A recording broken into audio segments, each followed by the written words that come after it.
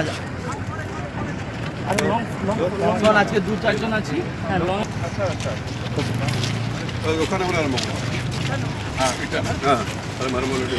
বিশ্ব বাংলা বাণিজ্য সম্মেলনের মঞ্চ থেকে বড় ঘোষণা করেছিলেন মুখ্যমন্ত্রী মমতা বন্দ্যোপাধ্যায়, আর তারপরেই শুরু হয়েছে কাজ। প্রশাসনের তৎপরতায় রাতের অন্ধকারেই শুরু হয় প্রথম ধাপের কাজ, যা এই প্রকল্পকে বাস্তবায়নের পথে আরও এক ধাপ এগিয়ে দিল। এরপরেই এলাকায় স্থাপন করা হয়েছে 4টি সরকারি ক্যাম্প: মথুরা পাহাড়ি, সাগরবাঁধি, চাঁদা এবং গাভার বাথান। মূলত যাদের জমি সংক্রান্ত কোনো জটিলতা রয়েছে তা সমাধানের জন্যই এই ক্যাম্পগুলির ব্যবস্থা। গ্রামে গ্রামে আজকে ক্যাম্প শুরু হয়ে গেছে। গতকালও আমরা কিছু জায়গায় ছিল, তার আগের দিনেও ছিল। এই ক্যাম্প আরও আমরা ইন্টেন্সিফাই করছি। যেমন আমাদের সিএমডি স্যার বললেন পিডিসিএলের যে যাদের জমির কাগজপত্রে অসুবিধা আছে সেগুলো আমরা রেডি করছি। যতক্ষণ না এই রেডি করতে পারছি ততদিন ক্যাম্প চলবে। 100% কাগজপত্র রেডি হয়েছে? কাগজপত্র রেডি হচ্ছে, তো সেই জন্য তো ক্যাম্প চলছে। আমরা অনেকটাই 90% ছিল, বাকি যেটুকুনি আমাদের আছে, কারণ এখানে মানুষজন তারা হয়তো কাগজপত্রকে খুঁজে পাচ্ছেন, কারো কাগজ নষ্ট হয়ে গেছে বা ইত্যাদি, সেগুলো আমরা নিজে আলোচনা করে কালকে গোটা দিন ধরে আমরা আলোচনা করেছি কিভাবে এটাকে করব, সেই মতোই ক্যাম্প এখানে চলছে। কতটা সাফল্য এসেছে 4টে ক্যাম্প? আপনারা তো নিজেই দেখতে পাচ্ছেন যে ক্যাম্পের লোকজন সেখানে সকাল থেকে, আপনাদের কাছে নিশ্চয়ই ছবি এসছে, আমাদের কাছে ছবি আছে, প্রচুর মানুষজন উৎসাহে সেখানে তাদের কাগজপত্র নিয়ে গেছেন এবং তার প্রতিকার হচ্ছে, প্রসেস চালু আছে। ক্যাম্প থেকে অনেক মানুষ যারা অ্যাপ্লাই করছে যে পাট্টা পায়নি, সরকারি জমিতে বাস করছে, পাট্টার আবেদন করছে, সেগুলো কি হিসেবে দেখা? দেখুন, পাট্টার ব্যাপারে তো একটা নির্দিষ্ট নিয়ম কানুন আছে, ঠিক আছে? তো সেটা নিয়ে আমরা আলোচনা করেছি। সেই নিয়ম কানুন অনুযায়ী, সেই নিয়ম অনুযায়ী আমাদের পাট্টা নিশ্চয়ই, যাদের পাট্টা পাওয়া যোগ্যতা আছে সেগুলো পাবে। না না, দেখো পাট্টা তো সবসময় থাকে, পাট্টা যাদের পাওয়া যোগ্য আছে তারা তো অবশ্যই পাবে।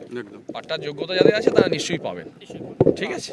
আজ থেকে কি বলা যায় যে আজ থেকে ফুল পেজের কাজ শুরু হলো? সে তো আপনারা দেখছেন, আপনার পেছনে তো কাজ চলছে, আপনারা দেখছেন, আপনারা নিজেরাই তো কংগ্রাচুলেট করলেন।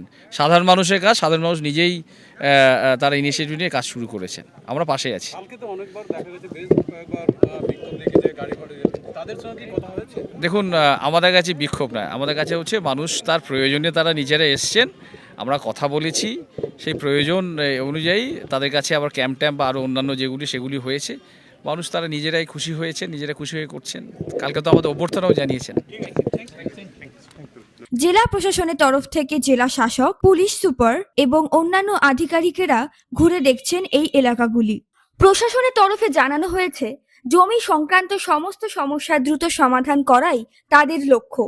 আজকে আমাদের সকালে জেলা প্রশাসনের ডিএম সাহেব রয়েছেন, এখানে এসপি সাহেব আছেন, ও সবথেকে ইম্পর্টেন্ট আমাদের এমপি সাহেব রয়েছেন।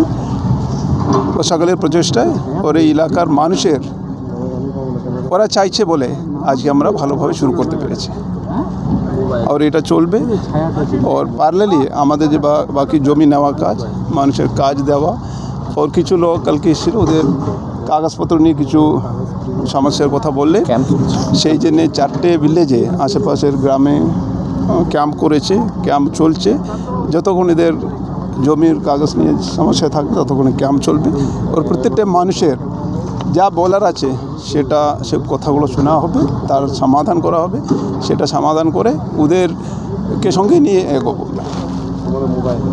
জমিগত কিছু সমস্যা ছিল এখানে, জমির কাগজপত্র নিয়ে কিছু লোকজন বলেছিল তাদের কাগজপত্র ঠিক নেই, তাদের কিছু কারেকশন করা দরকার আছে। বা গ্রামে গ্রামে ক্যাম্প হচ্ছে, এখন 4টে গ্রামে ক্যাম্প হচ্ছে, আর পরে বাকি যত গ্রাম আছে প্রত্যেকটা গ্রামে ক্যাম্প করা হবে। ক্যাম্পের মাধ্যমে যা সমস্যা আছে, জমির কাগজপত্র নিয়ে যা সমস্যা সেগুলো মেটানো হবে।